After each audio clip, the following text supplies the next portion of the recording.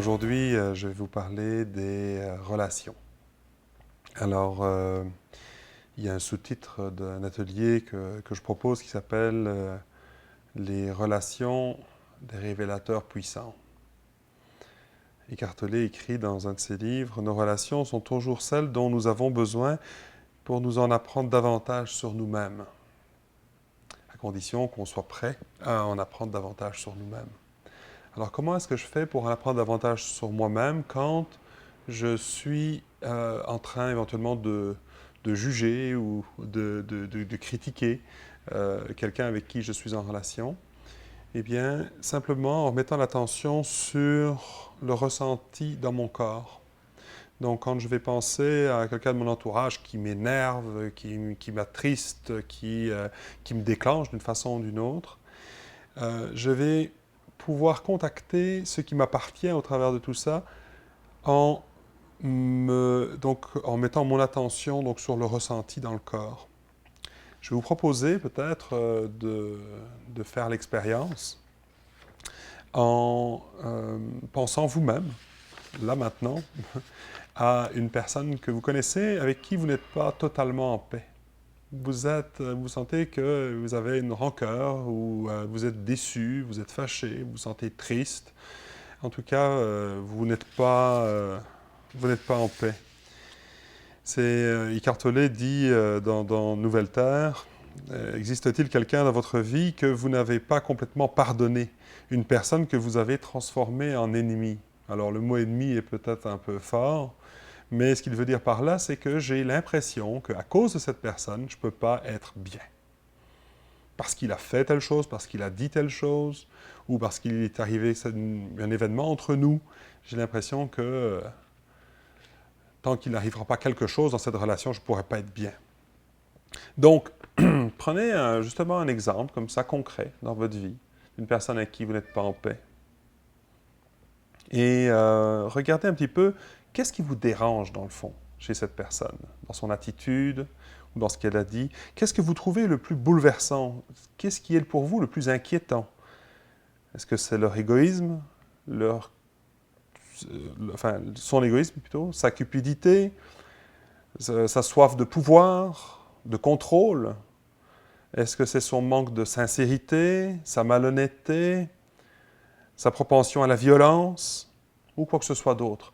Essayez de voir un petit peu, dans le fond, qu'est-ce qui vous dérange chez cette personne? Qu'est-ce que vous avez à lui reprocher? Qu'est-ce que vous vous sentez en train de critiquer à propos de cette personne-là? Puis quand vous êtes en lien avec ce qui vous énerve chez cette personne ou ce qui ne vous convient pas, je vais vous demander de mettre une attention, je vous propose de mettre votre attention dans votre corps. Donc de ressentir finalement le malaise que vous avez à propos de cette personne, mais ce malaise qui est en train de se manifester en vous, ici, maintenant. Même si c'est une histoire passée, ce qui est déclenché en vous, c'est déclenché maintenant. Donc on va mettre notre attention dans le corps sur un endroit dans notre corps, ça peut être un endroit précis, ça peut être diffus, ça peut se situer au niveau du ventre, au niveau de la gorge, au niveau des épaules, dans la tête. Vous pouvez le ressentir dans vos mains, dans vos jambes. Quand vous êtes à propos de cette personne-là, quand vous êtes en train de penser à cette personne-là, il y a une partie de votre corps qui réagit. Prenez-en conscience. Par exemple, quand je pense à cette personne-là, je sens une barre ici, je sens une pression, je sens une lourdeur au niveau de mon plexus, par exemple. Okay? Vous prenez du temps pour vous mettre en lien avec cette sensation à l'intérieur de votre corps. Vous laissez aller l'histoire, la personne, et vous vous concentrez uniquement sur cette sensation. Est-ce que ça prend beaucoup de place au niveau de mon plexus? Est-ce que ça ressemble à une balle de ping-pong ou une balle de tennis, une balle de baseball? Est-ce que c'est une sensation diffuse? Est-ce qu'il y a un mouvement, éventuellement? Parfois, on peut sentir, il y a comme un mouvement.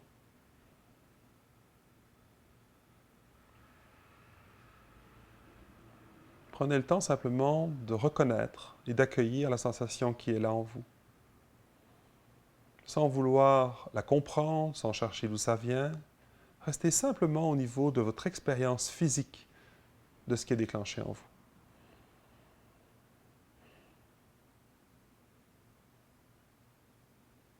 En fait, vous vous mettez en lien avec ce qui vous appartient et qui fait écho avec ce que vous pensez voir chez l'autre. Ce qui est mis en évidence finalement chez vous. C'est pour ça que je parle donc de révélateur puissant.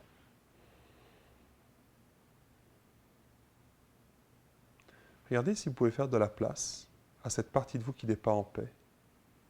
Vous pouvez fermer les yeux, ça peut vous aider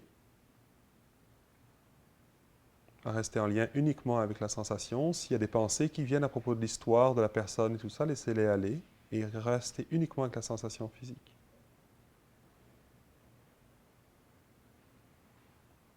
Imaginez que votre corps est par exemple votre salon, chez vous. Alors que normalement, cette sensation, vous ne voulez pas la ressentir, vous voulez l'envoyer par la fenêtre ou par la porte.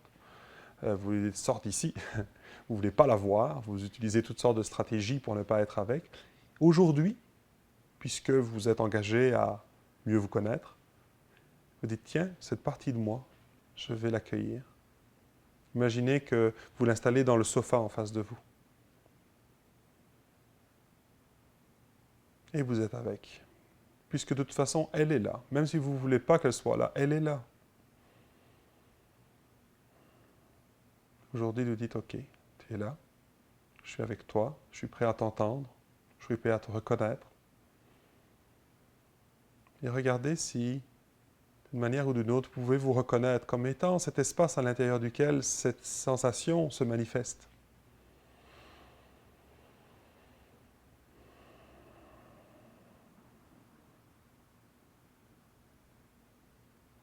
Si vous pouvez simplement faire la paix avec cette partie de vous qui n'est pas en paix, sans essayer de la changer, sans essayer de la transformer, de la guérir, de la diminuer. La reconnaître est suffisant, c'est-à-dire que dès que vous la reconnaissez, vous la mettez en lumière et elle n'aura plus le pouvoir de prendre le dessus sur vous, même si elle est entièrement là et de façon aussi intense. En fait, plus vous allez y résister et plus elle a de chances de prendre le dessus sur vous, plus vous allez l'accueillir et plus elle va être apaisée puisque écoutée, tout simplement, reconnue. J'avais entendu une phrase une fois qui disait « Tout ce à quoi je résiste persiste, tout ce que j'embrasse s'efface ».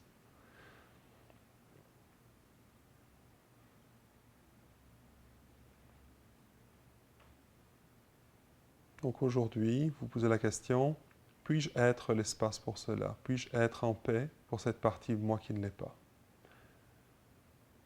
Fermez les yeux si ça vous aide et quand vous sentirez en paix avec ce qui n'est pas en paix en vous, vous pourrez rouvrir les yeux.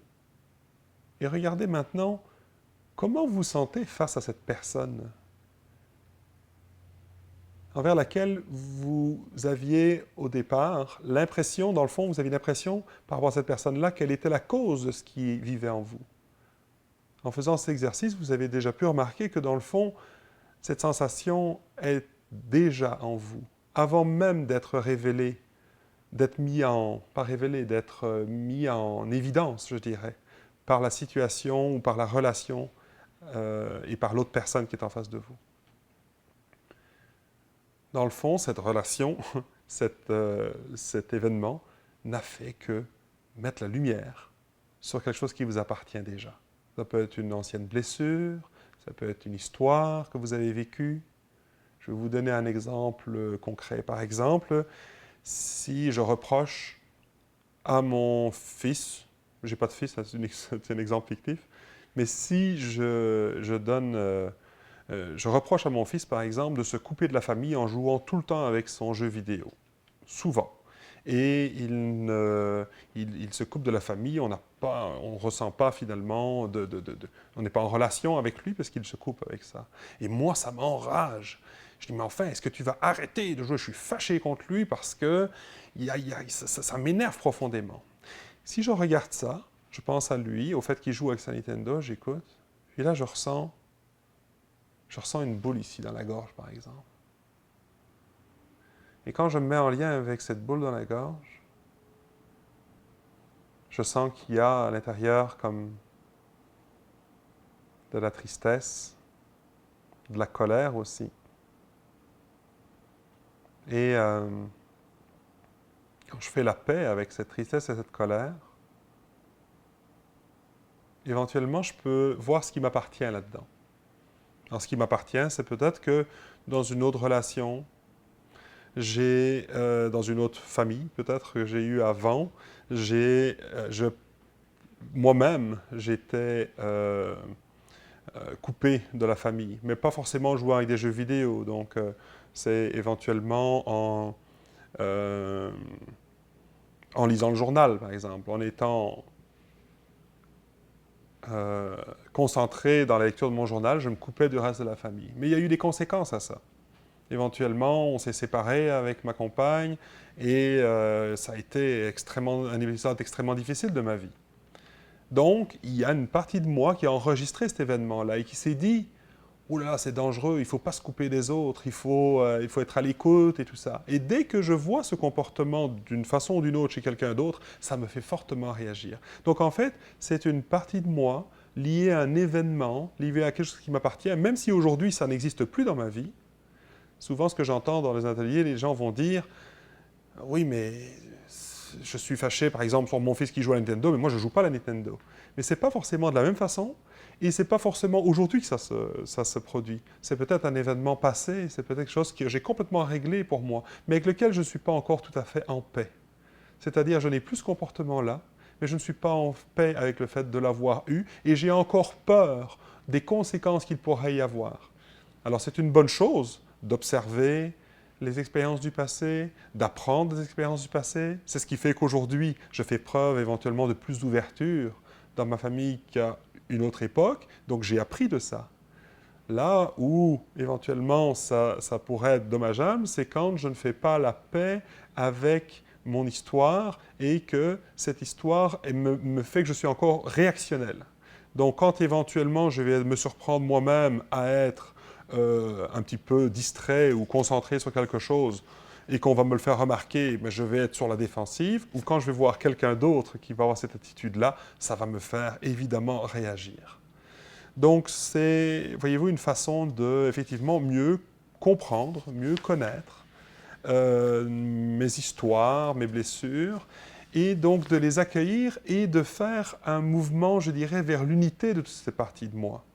Si même Eckhart Tolle parle souvent de l'ego, du corps de souffrance, du mental, comme étant, je vais dire,